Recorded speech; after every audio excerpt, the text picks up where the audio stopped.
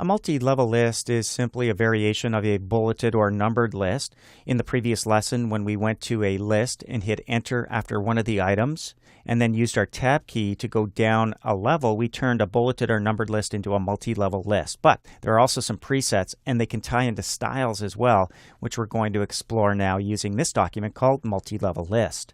As you know, when we click in the title here, we can go to our quick styles to see what style has been applied, and it is the title style.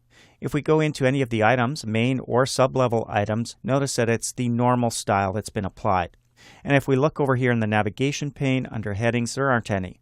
But that can all change if we go to some multi-level list options. Let's click and drag in the left margin from main level all the way down to the last main level.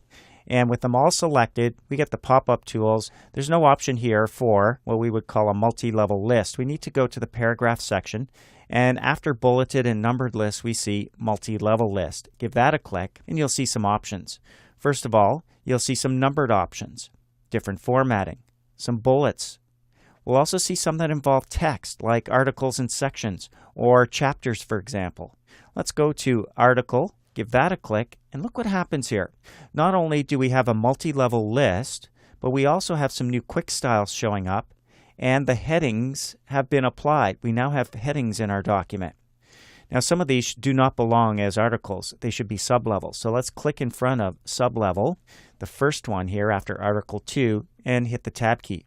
Notice it now becomes what we would call a heading 2 style with section. So we actually have some text here involved in this particular multi-level list option. We could do the same for the second sublevel using our tab key. Everything else is renumbered.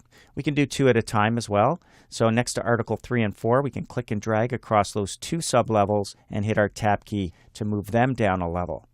Now in this case, there might be a third level perhaps. Let's see if there is. Let's click in front of section 2.02 and hit tab. As you can see, there is a third sublevel here as well. Use Shift and Tab to go back up a level, just like that. So that's kind of cool, but what's really cool is we're now using styles.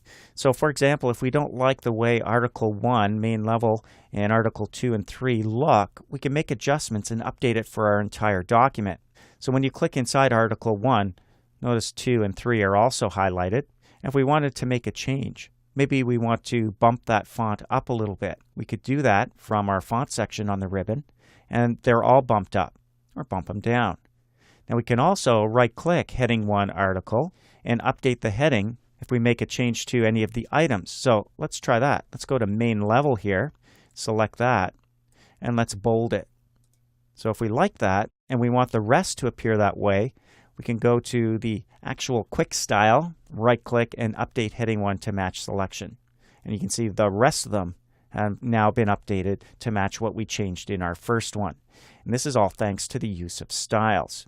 And again, because we're updating our style set, if we wanted to, we could save this style set so we could use it on further documents. That would just mean going to the Design tab here.